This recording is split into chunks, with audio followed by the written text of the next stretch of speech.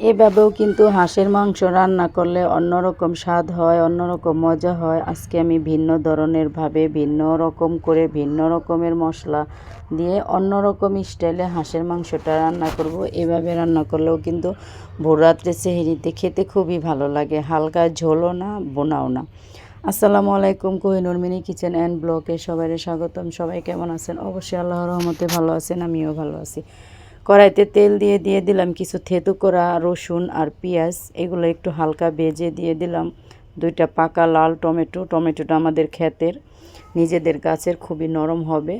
আর একটু লবণ দিয়ে এইগুলো সুন্দর করে কাঁচামরিচ সাথে দিয়েছি, দিয়ে এখন এইগুলো আমি সুন্দর করে ভেজে নিব, তেলের মধ্যে কিছুক্ষণ কষিয়ে নিব এইভাবে। আর দিয়ে দিলাম এখন কাঁচামরিচ ব্লেন্ডার করা। এই মরিচটা আমি তেলে ভেজে সিদ্ধ করে তারপরে ব্লেন্ডার করছি।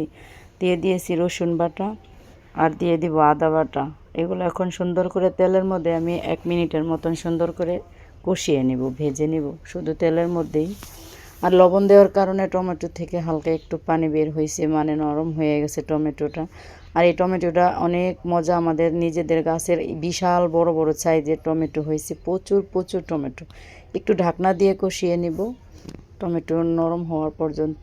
এই তো দেখেন ঢাকনা খুলে আবার চলে আসলাম, টমেটোর রং চেঞ্জ হয়ে গেছে আর নরমও হয়ে গেছে। একটু গালায় দিচ্ছি, গেটে দিচ্ছি খুন্তি দিয়ে। আর এখন দিয়ে দেব সব শুকনো উপকরণগুলো, মানে গুঁড়া মশলাগুলো দিয়ে দেব। হলুদের গুঁড়া আর দিয়ে দেব ধনিয়ার গুঁড়া, জিরার গুঁড়া, মরিচের গুঁড়া, সাধারণত যে মশলাগুলো মাংস রান্না করতে লাগে।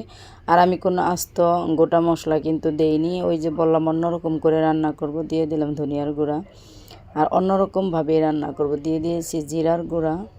এগুলো আমি সবই নিজে, ধনিয়ার গুঁড়াটাও নিজে ব্লেন্ডারে করে নিয়েছি, আর ধনিয়া জিরা সবই আমি নিজে থেকে গুঁড়া করে নিয়েছি।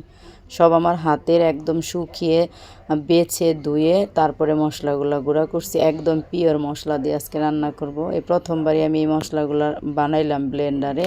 আর নিজের হাতের করা মশলা দিয়ে আজকে পিওর তরকারি রান্না করব। আমার নিজেদের সংসারের হাঁস জবাই করছি, সেই হাঁসের মাংস নিজেদের ক্ষেতের টমেটো নিজের হাতে ব্লেন্ডারে প্রথমবার মশলা করে আজকে অন্যরকম করে তরকারি রান্না করব। আর আজকে আমি সবগুলা তরকারি রান্না করব নিজের হাতে করা মশলা দিয়ে। আর এই পানি দিয়ে একটু ঢাকনা দিয়ে 2-3 মিনিট কষিয়ে নিছি। এই দেখেন কি সুন্দর একটা কালার আসছে, টমেটো দেওয়ার কারণে কাঁচামরিচের সব কিছু শুকনো মরিচের সুন্দর একটা কালার আসছে। এই তো শুকিয়ে গেছে। এখন কষানোর পরে এখন দিয়ে দিব মাংস। আর আমার অনেকগুলো হাঁস জবো করে নিছি, হাঁসের মাংস শেষ হয়ে গেছে, এই সর্বশেষ ছিল, এটা আজকে রান্না করে ফেললাম। আমার ছেলে কালকে শাক ভাত খাইছে ডিম দিয়ে বা মাছ ভাজা দিয়ে, আজকে মাংস লাগবে বলতেছে। আর মাংস দিয়ে এখন অল্প একটু পানি দিয়ে সুন্দর করে আমি ঢাকনা দিয়ে যতক্ষণ পর্যন্ত পানিটা শুকিয়ে না যায় ততক্ষণ পর্যন্ত আমি এটা কষিয়ে রান্না করে নেব। আর মশলার কথায় আসি, কিছু ধনিয়া আনছে একদম ফ্রেশ, আমাদের ধনিয়া শাক লাগানো বোনার জন্য আনছিল আর কি। অনেক ধনিয়া শাক আছে, আমি বলছি এখন আর লাগাতে হবে না। আর সেই ধনিয়া এত ফ্রেশ, একদম বীজ ধনিয়া সুন্দর একদম, সেইগুলো আমি শুকিয়ে তারপরে হালকা কড়াইতে শুকনো খোলায় টেলে ঠান্ডা করে আমি একদম গুঁড়ো করে নিছি ব্লেন্ডারে।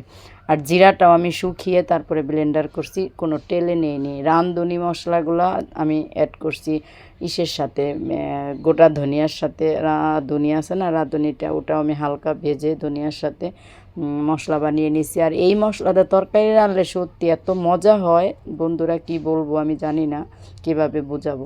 তরকারিটা কিন্তু আমার কষানো হয়ে গেছে, দেখেন একদম সিদ্ধ হয়ে গেছে, উপরে তেলটাও বেশি উঠছে।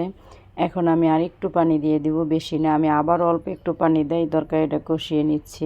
ওই যে বললাম স্পেশাল আজকে নিজের বানানো মশলাপাতি দিয়ে রান্না করতেছি।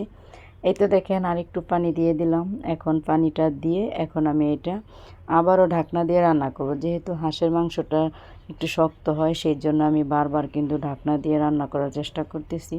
আমার বাচ্চারা খাবে যেন তৃপ্তি করে মজা করে মাংসটা ছিঁড়ে খেতে পারে।